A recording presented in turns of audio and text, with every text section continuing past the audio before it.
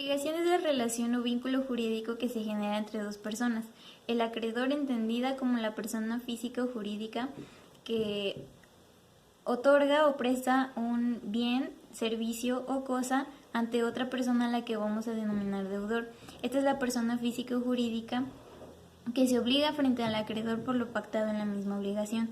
Distinguimos tres clasificaciones de obligación. La obligación de hacer, que se encamina a entregar, transmitir o entregar la cosa, producto, bien o servicio.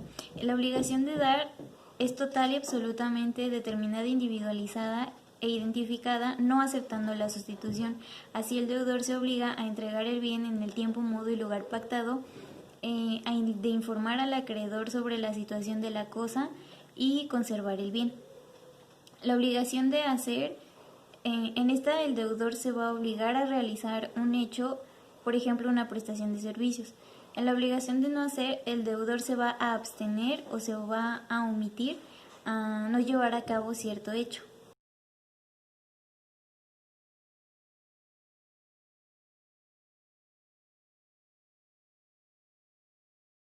Las fuentes de las obligaciones son hechos o actos jurídicos por virtud de las cuales una persona puede quedar obligada frente a terceros. Las fuentes de las obligaciones se dividen en dos: en contractuales y extracontractuales. Las obligaciones contractuales son exigidas o reguladas por los contratos, mientras las extracontractuales nacen de una relación jurídica, consecuencia de un acto o de alguna omisión o hecho ilícito.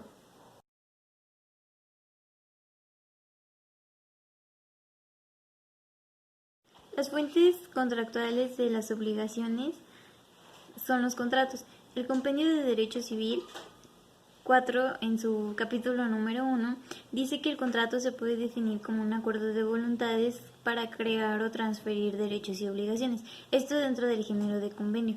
El convenio, según el artículo 1792 del Código Civil, dice que es un acuerdo de voluntades por el cual se puede crear, transmitir, modificar o extinguir derechos y obligaciones, esto en lato sensus.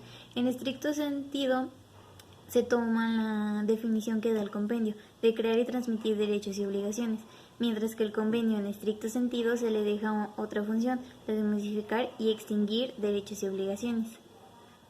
La clasificación de los contratos son principales, que van a existir por sí mismos, accesorios, que van a existir dependiendo de un contrato principal, unilateral, un acuerdo de voluntades que engendra obligaciones para una parte del contrato y derechos para la otra.